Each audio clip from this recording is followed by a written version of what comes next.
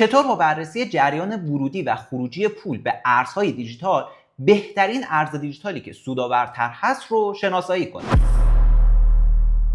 سلام به همراهان دوست داشتنی، وقت همگی بخیر. من امید فدوی هستم و تو این ویدیو قرار هستش که جریان ورودی و خروجی پول به ارزهای دیجیتال که مهمترین عاملی هستش که میتونه باعث رشد یا کاهش قیمت اونها بشه رو از طریق یه سایتی که این دیتاهای مخفی رو در اختیارمون قرار میده با هم بررسی کنیم. یکی از دیتاهای نابی که شبکه‌های بلاکچینی در اختیارمون قرار میدن اینه که ما میتونیم تمام تراکنش‌هایی که داخل یه شبکه اتفاق میفته رو مورد بررسی قرار بدیم. مثلا یه نفر اگر ارز اتریوم داره، ارز اتریومش رو کی خریده، روی چه قیمتی خریداری کرده، الان ارز اتریوم خودش رو به چه ارزی اومده تبدیل کرده، داخل کیف پولش الان چه ارزهایی رو داره نگهداری میکنه. تمام این دیتاها رو میتونیم به شکل واضح و شفافی توی شبکه‌های بلاکچینی بررسی بکنیم.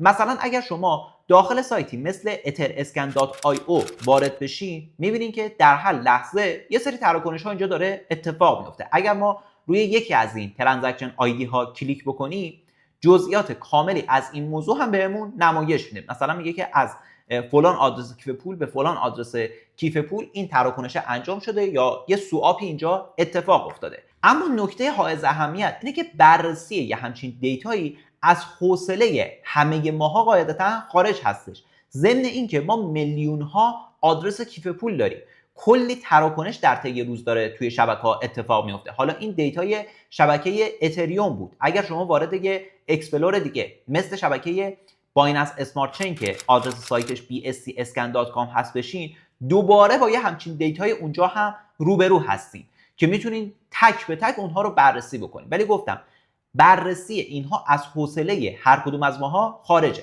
حالا یه سایت مخفی این وسط وجود داره که میاد یه دیتای نابی رو در اختیار ما قرار میده. بهمون میگه که مثلا اگر الان تتر داخل بازار هست، این تتره به کدوم سمت و سو رفته؟ آیا تبدیل شده به اتریوم؟ اگر تبدیل شده به اتریوم، بعدش این اتریومه به چی تبدیل شده؟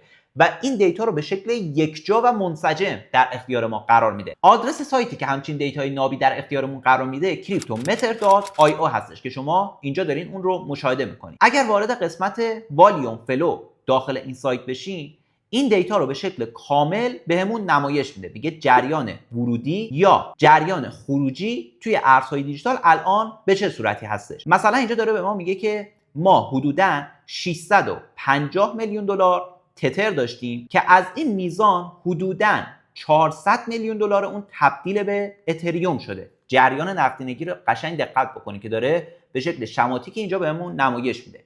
از این میزان اتریومی که اینجا تبدیل شده، این مقدارش یعنی حدوداً 5 میلیون دلار تبدیل شده به WBETH.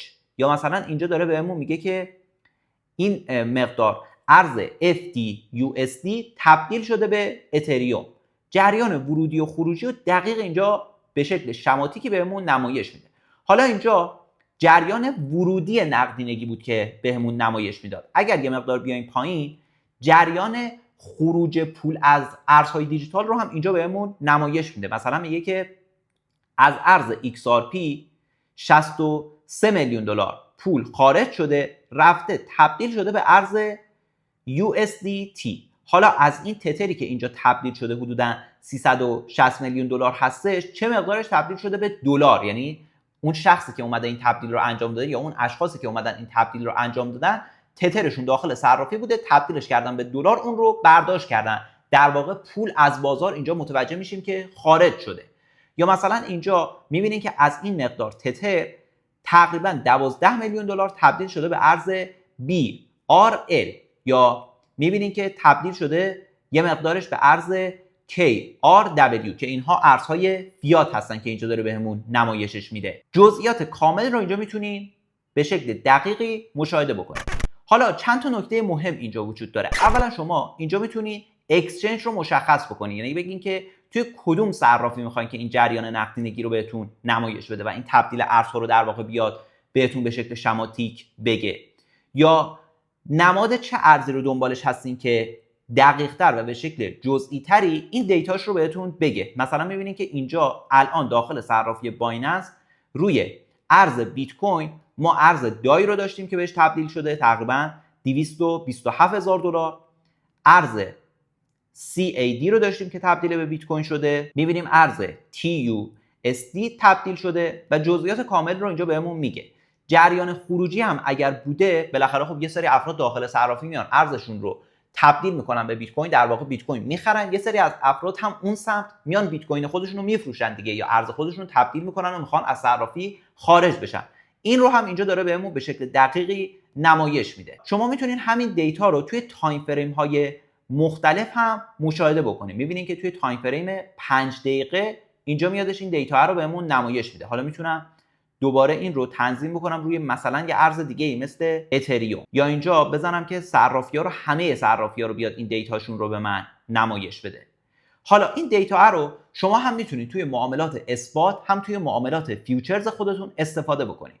طبیعتاً برای معاملات اثبات یا دید سرمایه گذاری میتونه متوجه بشین که الان جریان نقدینگی توی بازار به چه سمت و سوی هستش. آیا ورود پول به اون ارز دیجیتالی که شما تحلیل روش دارین، پیش بینی روی رشد قیمتش دارین، داره اتفاق میفته یا نه؟ یا اگر تحلیلتون به کاهش قیمت هست، میخواین معامله شورتی باز بکنین، آیا خروج پول از اون پروژه داره اتفاق میفته که شما معامله شورت روش باز بکنین یا نه؟ این دیتا رو داخل سایت در حالت دیفالت یه بخشیش رو رایگان بهتون نمایش میده، ولی برای اینکه به شکل جزئی تری مثل خود من اینجا مشاهده بکنین، توی تایم فریم های حتی 5 دقیقه بتونین این دیتا رو ببینید، لازم هستش که اشتراک پریمیوم این سایت رو خریداری بکنید، که البته بهتون توصیه میکنم که شمایی که ابتدای راه هستین صرفاً برای معاملات اثبات و معاملات بلند مدتی خودتون از دیتای رایگان این سایت استفاده بکنید. زمانی که نتیجه گرفتین، زمانی که پول بیشتری وارد این بازار کردین، سرمایه‌تون مثل خود من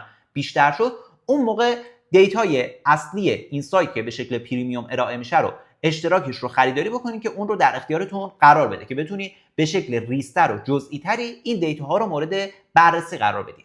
حواستون باشه که توی بازار ارز دیجیتال هر چقدر که شما تحلیل تکنیکالتون خوب باشه، استراتژی معاملاتی خوبی داشته باشین، تا زمانی که بحث مدیریت سرمایه، مدیریت ریسک و این قبیل دیتاهای آنچین رو مورد بررسی قرار ندین، به یه تریدر موفق و سودآور توی بلند مدت نمیتونین تبدیل بشین. پس توصیه اکید میکنم که ویدیوهایی که قبلا در ارتباط با مدیریت سرمایه، استراتژی ریسک گیری کردن، استراتژی سیو سود گذاشتم، همینطور ویدیوهایی که قبلا در ارتباط با بررسی آنچینی، بحث لیکویدیشن هیت مپ یا تراکنش های نهنگ‌ها براتون ضبط کردم رو ببینین، اونها رو استفاده بکنین که بتونید توی ترید هاتون موفقیت بیشتری رو تجربه کنید.